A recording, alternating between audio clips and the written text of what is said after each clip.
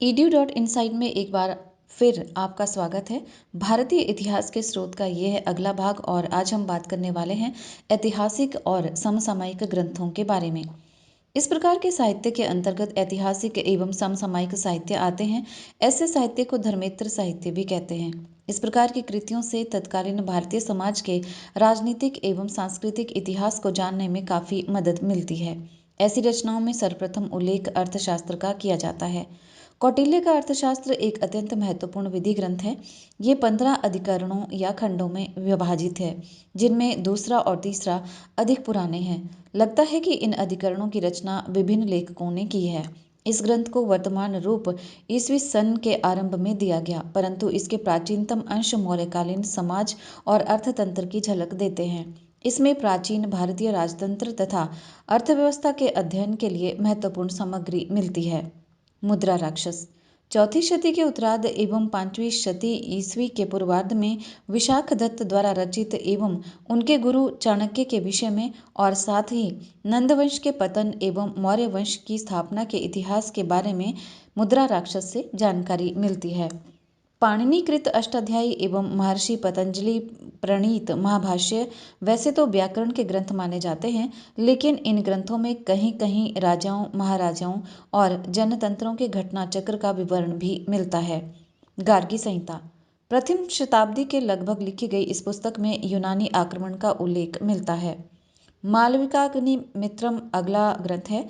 चौथी शताब्दी के उत्तरार्ध एवं 5वीं शताब्दी के पूर्वार्ध में कालिदास द्वारा रचित इस संस्कृत ग्रंथ से पुष्यमित्र शुंग एवं उसके पुत्र अग्निमित्र के समय के राजनीतिक घटना चक्र और शुंग एवं यवन संघर्ष का उल्लेख मिलता है।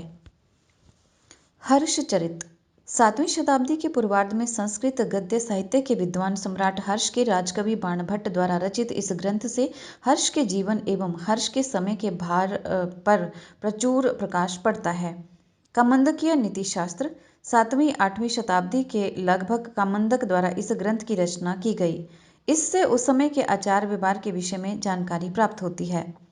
बृहस्पत्य अर्थशास्त्र कौटिल्य के अर्थशास्त्र के समान ही बृहस्पति ने भी अर्थशास्त्र नामक ग्रंथ की रचना की थी। इसका रचना काल 900 से लेकर 1000 ईस्वी माना जाता है। इस ग्रंथ में राजकीय कर्तव्यों का उल्लेख मिलता है।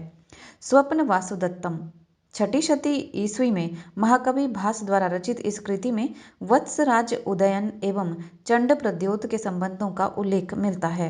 मंजूश्री मूलकल्पम इस ग्रंथ में 700 से 750 ईस्वी तक के भारतीय इतिहास का विवरण मिलता है। ये ग्रंथ बौद्ध धर्म की महायान शाखा से भी संबंधित है। मृच्छकट्टिकम शूद्रक द्वारा रचित इस नाटक से गुप्तकालीन सांस्कृतिक इतिहास की जानकारी मिलती है। नवसासांक चरित 11वीं शती ईस्वी में पद्मगुप्त परिमल द्वारा रचित इस ग्रंथ से परमार वंश सिंधुराज नवसासंक के इतिहास के विषय में जानकारी मिलती है। ये ग्रंथ संस्कृत साहित्य का प्रथम ऐतिहासिक महाकाव्य है। राजतरंगिणी राजतरंगिणी का शाब्दिक अर्थ है राजाओं की नदी, जिसका भावार्थ है राजाओं का इतिहास या समय प्रवाह। ये कविता के रूप में है।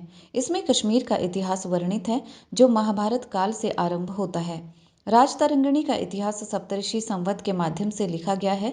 इसकी रचना राजकवि कल्हण ने की थी। विक्रमांक देवचरित 11वीं शताब्दी के उत्तरार्ध में इस ग्रंथ की रचना कश्मीरी कवि बिल्हण ने की थी। इस ग्रंथ के चालुक्य राजवंश विशेषकर विक्रमादित्य षष्ठ के विषय में जानकारी मिलती है। कुमारपाल चरित लगभग 1089 से लेकर 1173 ईस्वी के बीच इस ग्रंथ की रचना हेमचंद्र ने की थी। 20 सर्गों से विभाजित इस ग्रंथ से चालुक्य वंशीय शासकों के विस्तृत इतिहास की जानकारी मिलती है। 20 सर्गों में प्रथम 12 सर्ग संस्कृत भाषा में एवं अंतिम 8 सर्ग प्राकृत भाषा में लिखे गए हैं। इस ग्रंथ को दयाश्रय भी कहा जाता है। प्रबंध चिंतामणि 1305 ईस्वी में इसकी रचना मेरुतांगाचार्य ने की थी। ये ग्रंथ जैन साहित्य का एक महत्वपूर्ण ग्रंथ है। ये 5 खंडों में विभाजित है। इन खंडों से क्रमशः विक्रमांक, सातवाहन, मूलराज, मुंज, नृपत, भोज, सिद्धराज, जयसिंह, कुमारपाल, लक्ष्मण सेन, जयचंद्र आदि के विषय में जानकारी मिलती है। कीर्ति कौमुदी सोमेश्वर द्वारा रचित इस काव्य से चालुक्य वंशीय इतिहास के विषय में जानकारी मिलती है। बसंत विलास। महाकवि बालचंद्र द्वारा रचित 14 सर्गों वाले इस ग्रंथ में वास्तुपाल के उदारवादी कार्यों का उल्लेख मिलता है। इन ग्रंथों के अलावा हमें भास, शूद्रक, कालिदास और बाणभट्ट की रचनाएं भी प्राप्त हैं। इनका साहित्यिक मूल्य तो है ही, इनमें लेखकों के अपने अपने समय की स्थितियां भी प्रतिबिंबित है। कालिदास ने काव्य और नाटक लिखे, जिनमें सबसे प्रसिद्ध है अभिज्ञानम शाकुंतलम। इन महान सृजनात्मक कृतियों में गुप्तकालीन उत्तरी और मध्य भारत के सामाजिक एवं सांस्कृतिक जीवन की भी झलक मिलती है। edu.insight में आज बस इतना ही।